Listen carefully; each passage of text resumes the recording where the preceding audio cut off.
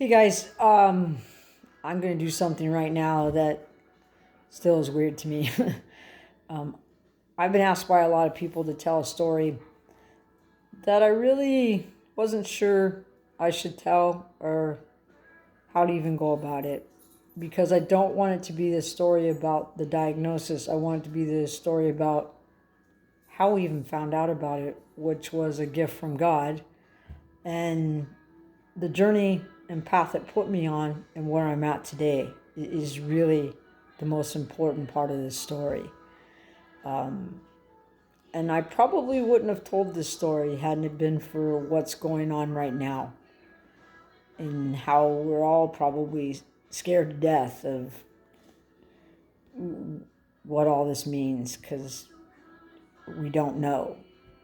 Whether we're at an essential job or we're able to self isolate, whatever the case may be, we're all still scared. And I'm hoping at the end of all this, we come out better than we were.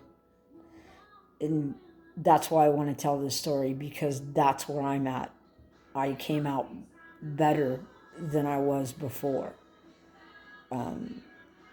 So here we go. In November, I was diagnosed with stage 2 lung cancer, which is insane in so many ways. I've never smoked. I've always been extremely active. And for the most part of my life, I've always taken pretty good care of myself. And the prognosis for females, especially that never have smoked and get lung cancer, are very grim. The telling people that I love and that are close to me that I had lung cancer was even harder. We just didn't know what to expect. I had no symptoms that of lung cancer whatsoever. That's the extraordinary part of this story. So how we got there was amazing.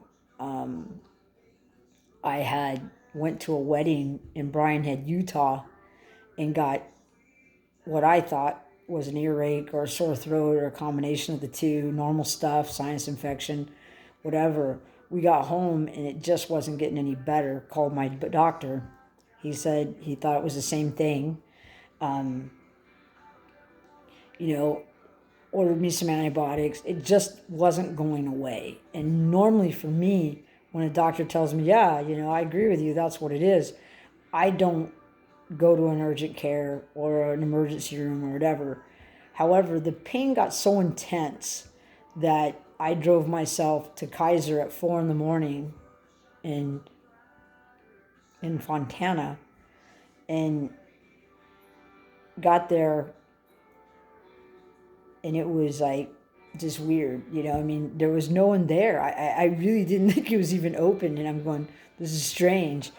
I went in and they said, no, you don't have an earache. So they ended up doing a CT scan on me, on my head and neck area of my left side.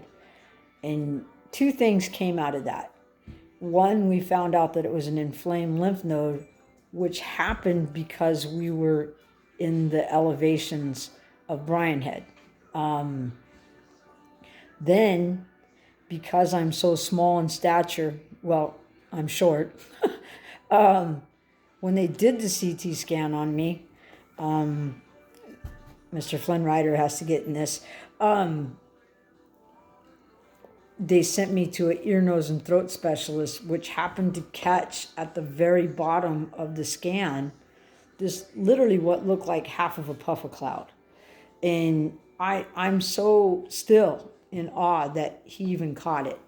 And so I'm lucky. I'm very lucky it was caught.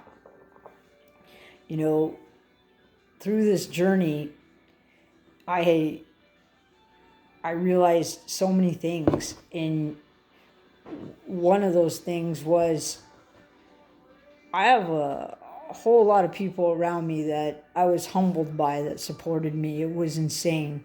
That I will forever be grateful for. My daughter especially. We took this on head on together.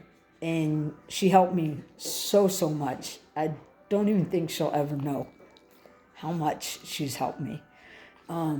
There are no words for that. But what came out of this was I had to have surgery, and I had that surgery in December.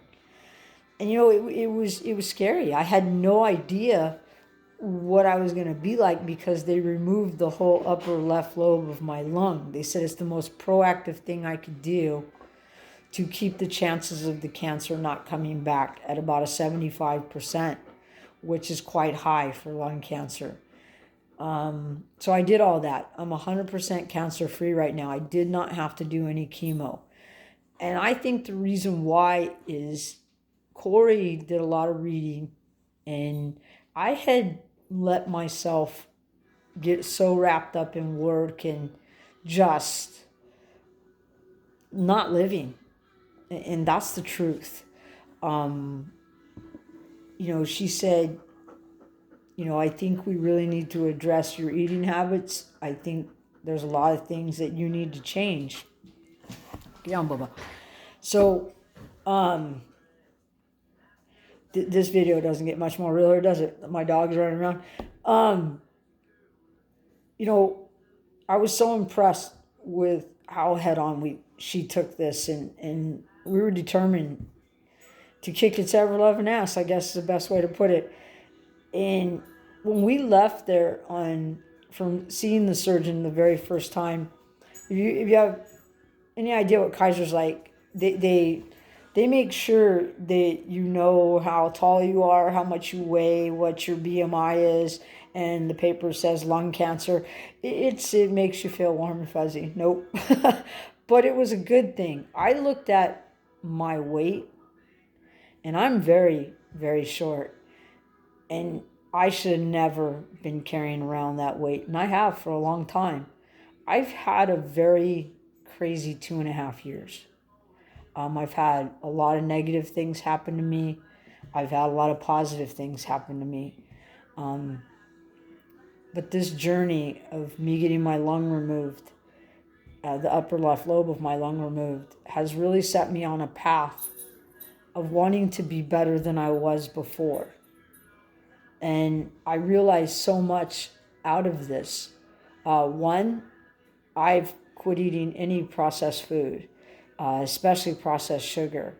I prep all my own meals, which is extraordinary in itself because the people that do know me know I was very capable of burning toast. I'm much better at cooking now. I walk. I'm very active.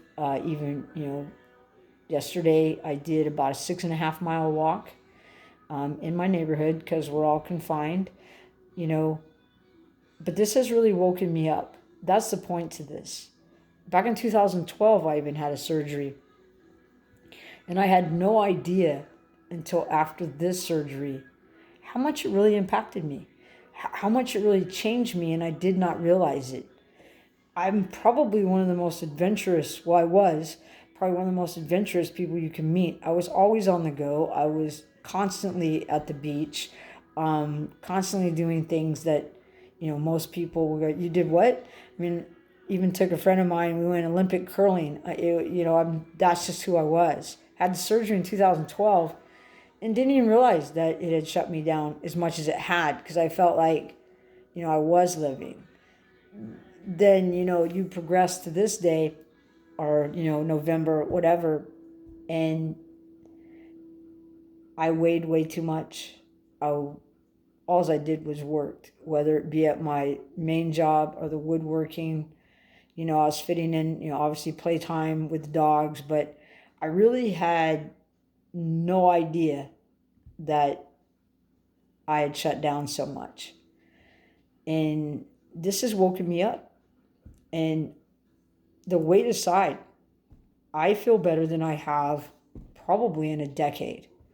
It does help that I'm not carrying around the weight I was. I think 30, 35 pounds lighter.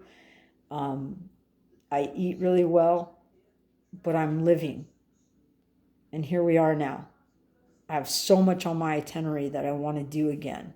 I want to surf. I want, they said probably one of the hardest things that I'm going to be able to acclimate to, because I'm missing my reserve tank, so to speak, is snowboard from 11,000 feet, which is Brian Head, Utah. But I'm telling you, next year, that's what I'm doing. My point to all this is I feel great. I've been handed a gift from God. It was a miracle that they even found it. And now that I'm awake, now that I'm living, we have this mayhem going on. And I want everybody out there to know that I know there's probably people that have it way worse than I had it. I know that. I'm a very blessed individual. I have a great family. I have a great amount of people around me. But I'm ready to live, and I know you all are too. And we take so many things, so many simple things for granted. Going to the Barnes and Noble, going to a ball game, which aren't going on right now. Whatever it is you like to do, I say when this is all said and done, do it. But the one thing I really hope that comes out of all this is that we do it with a little more kindness. And we understand that things can change in a moment. So when we're doing these things, do them with your whole heart. Enjoy them. If there's something you've never done that you've always wanted to do, go do it.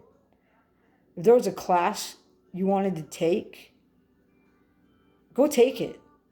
If you think you've surpassed that age to go take it, no, you haven't. Go do it. I'll tell you right now, when this is all said and done, I'm going to take some cooking classes. I need to learn how to use that knife. But my point is, do it. But do it all with your whole heart. The smallest thing, the largest thing, it doesn't matter. Do it honestly and do it with your whole heart. I know we're all going to get through this. I know that this is going to be one heck of a lesson learned. But know this. If we do what we're supposed to do, and we band together even though we can't be together, and we watch out for each other, if we know that person down the street needs something, help them. If you know someone that didn't get the 2,000 rolls of toilet paper, which still doesn't make any sense, give them a roll. Whatever it is, we will get through this. And know that the one thing I want the people around me to know, thank you. Thank you for humbling me. Thank you for making me know that I have an awful lot of people on my side. And I had an awful lot of people rooting for me. And we won.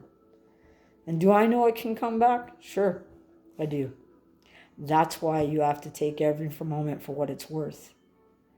But with the way I eat, with the way I live now, I've been blessed. So I just hope everybody out there lives with their whole heart and takes in every moment. Have a great evening, and I hope we all get to go outside very, very soon. Love you all.